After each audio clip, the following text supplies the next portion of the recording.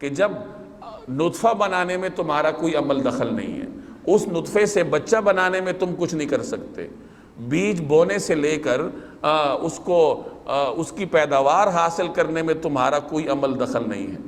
मीठा पानी पीते हो, उसको मीठा बनाने में तुम्हारा कोई अमल दखल नहीं है। इसी तरीके से अल्लाह तुम्हें दरख्तों से आग मुयस्सर कर रहा है, बतौर ईंधन के इस्तेमाल कर रहे हो, और इस दरख्त को पैदा करने में तुम्हारा कोई अमल दखल नहीं है।